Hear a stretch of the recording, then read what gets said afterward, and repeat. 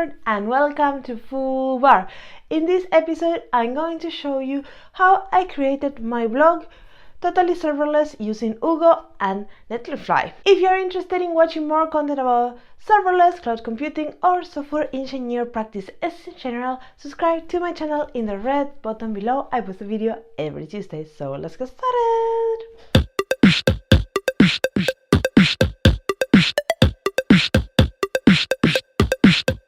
So if you don't know, I have a new blog. It's called marcia.dev and I launched it like a few weeks ago. I've been always having a technical blog. First I had it hosted in WordPress in my own server, then I got tired of WordPress and how flaky it was with the plugins and how much work it was, and I moved to Medium. And then Medium became a little bit too commercial, so I stopped using it because I thought that I was just giving my content to Medium and I was not getting nothing back from them. So some months ago I started thinking about the idea of using some blog of my own, and I started looking at the static generators, HTML generators. I found Hugo, that is a great static HTML generator. So you write your kind of MD files, like your blog posts are really simple files, and then you can upload them to the cloud and they voila work. And I was thinking how to create all this very automatically, so I don't need to go to any console or do any clicks anywhere. I can just basically push to a branch in Git, and that's kind of updates my blog. So I was looking to GitLabs and using serverless and using AWS, and it worked, but it was a little bit too much for what my blog was. So then I found Netlify. I was using it for some projects and I was like, oh, this is super easy. So basically my domain, marcia.dev, I bought it by Namecheap. I think Namecheap or something like that. I will leave the name in the description box of where I bought my domain. It was pretty cheap, but it didn't have anything. It didn't have SSH, it didn't have any hosting or anything, so it was just plain domain. And when I use Netlify, I can configure my DNS pointing from the domain to the Netlify domain, and voila, it works. I will show you step by step how I did that. I will not show you how I theme my blog because I'm a terrible front-end developer. I did it all myself, so if you go and check it out, you will find a million things that are missing. But it's a continuous project. It's pretty straightforward to update Hugo, and it's a great tool. I'm so happy to have picked it up. So I will show you a little bit on how I solve my blog and how to deploy it automatically using Netlify. So the first thing I want to show you is my new blog. You can find it by going to marcia.dev, and here you will find all the content I will be publishing here, all the latest blog posts that they will be referenced either to my YouTube videos or content I just write or reviews of conferences or books I read. So the idea is that I will put all my content here. Still work in progress, it's not there yet, but in the future all the content that I create will be there. Hugo was something that I was recommended a lot through different people that I was asking what kind of site generator you recommend, and they were like, Hugo is really good, it's really easy to use, so I started using Hugo. So you can build any site with it. I was using blogs, but you can build like normal websites or whatever. So there is million themes, so if you go here you can find all the themes that are available and you can preview them, and then if you like one you can use it, and even you can alter it and create your own version of each of the themes. So it's really nice to work with. I really like Hugo. I've been using it now a lot for my static sites, for most of my sites. So to get started, the first thing you need to do is to install Hugo. So here are the instructions for Mac: brew, install Hugo, and then you check the version.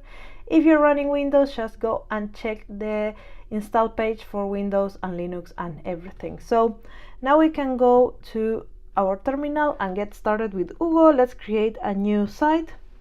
So basically what we need to do is Hugo, new site, and then FooBar Hugo site. So this is the new name of my site, and then inside here is all the content that Hugo generated for me, so all the boilerplate. The next thing we need to do is to add a theme, so we will do git init, and then we will add a submodule. With a submodule is how Hugo managed the themes, and basically by adding this anake, and then we put it in the themes anake. And that should basically add this theme to our project. And the next thing we need to do is to edit our configuration file to let know Hugo that we are using this theme. So what we will do is we'll open this project in Visual Studio Code, so then we can see the files that have been created, and also we can edit our configuration file. So when we open this in Visual Studio Code, we can see that there is a lot of folders, and then at the bottom there is this config.tom. That's our configuration file. Everything that is important in our Hugo project will be there, like the theme. So we need to add theme here, and then we need to put the name, and that should be the same theme that we have here, Ananke. This should add our theme to our site. If we go around, we can say the content. So here are the posts, for example, or all the content you will write. In data, there is all kind of data. You should read the documentation. This is not a YouTube video about Hugo, how to create content. If you want more details, let me know in the comments. Here are the layouts, specific layouts for your site. The theme also has layouts inside that are specific for the theme, but you can override them in your layout. And here are your static files like CSS or images or things like that. So this is a very empty site, so now there is nothing. So the first thing we want to do is to create a new piece of content. So what we are going to do is we can do it from the terminal, because Hugo has commands for all this. We can do Hugo new posts my first post MD, because all the files that Hugo uses are MD markdown. So here we have our first post, and we can edit it. You can say hello world, yay. So now we want to see this content live, and to do that we do Hugo server -d. This was launched a local server available in our local host, and whenever we do changes it will just update automatically. So we can go here and do localhost my new Hugo site, and we can see that my first post is here with hello world. But if we change this, hello, how are you, you can save and it appears automatically. So it's really cool to just very easily create the content for your site. So how this works, basically the static site generators grab your theme or your templating and your content and piles it together, compile it. In this case Hugo will do the compilation, but there are many others as well, and it will create a lot of different files, static files that will form your website. It will create the links and the reference to each of the files, so when you're doing your content, you don't need to worry about linking with the right link to that same file. Everything is kind of under the framework, so you create this kind of framework links if you want to make a reference inside your blog from one post to another, and then when you compile it, the URL with the right linking will be created.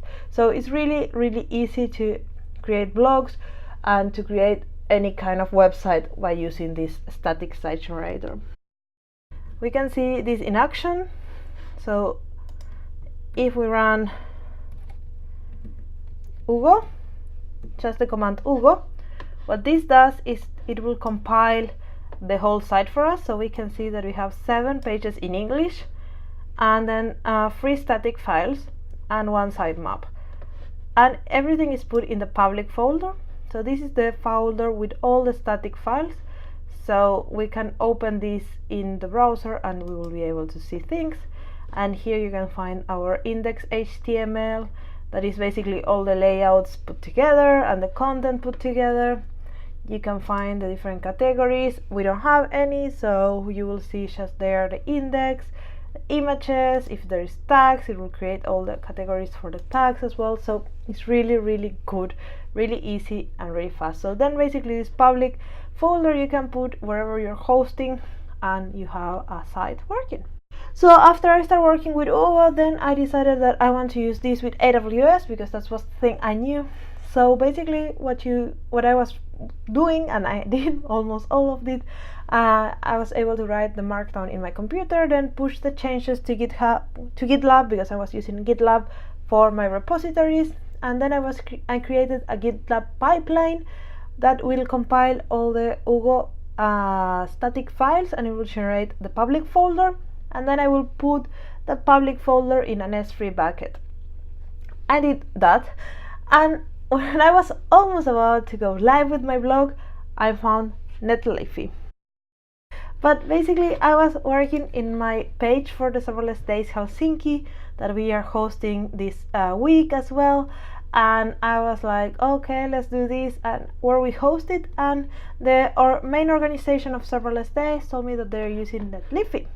So I look at it and I put my Serverless Days page there, and I realized how easy it is to use this to publish websites. Basically, Netlify allows you to build, deploy, and manage web apps or websites or whatever. It has this kind of continuous integration thing, so you can create like a pipeline as well. It has HTTPS, and also for me the most important thing, it has a global CDN. So basically your application loads very fast everywhere, and that was one of the things that I wanted, that my site loads very fast. So then I changed the way I was doing my blog. So now I was writing my markdown, my content in my computer.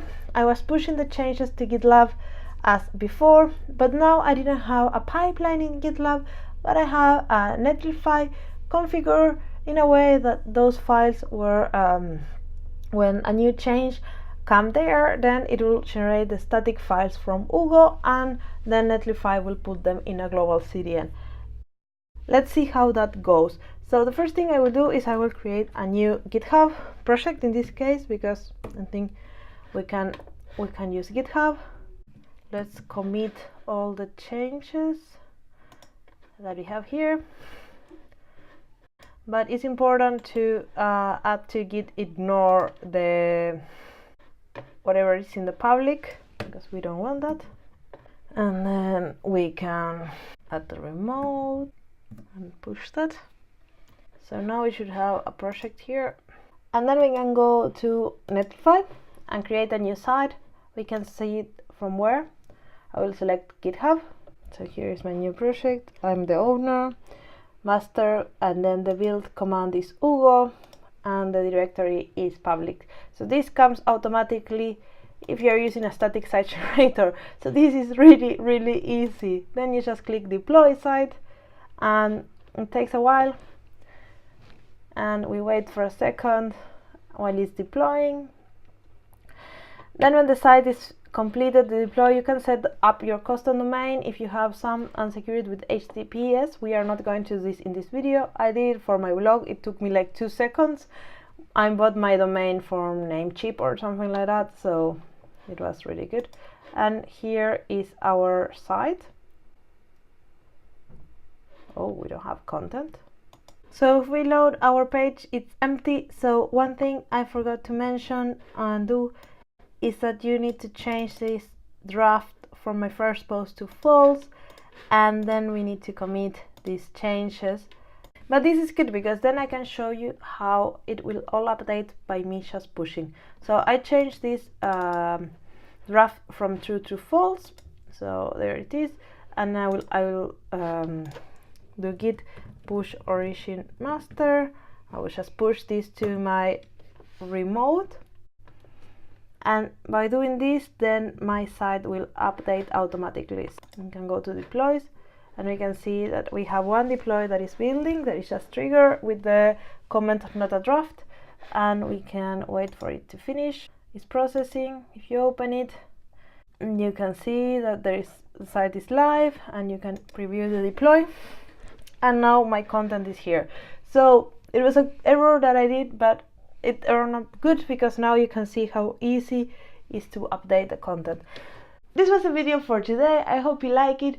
If you want to see more of these kind of things, how I did something, or you have some questions about some automations I might have in place or something that you see around, let me know in the comment box below. Around here, as always, there are other videos from my channel for you to watch, so go ahead and click. And if not, I see you in the next episode of FooBar. Ciao, ciao!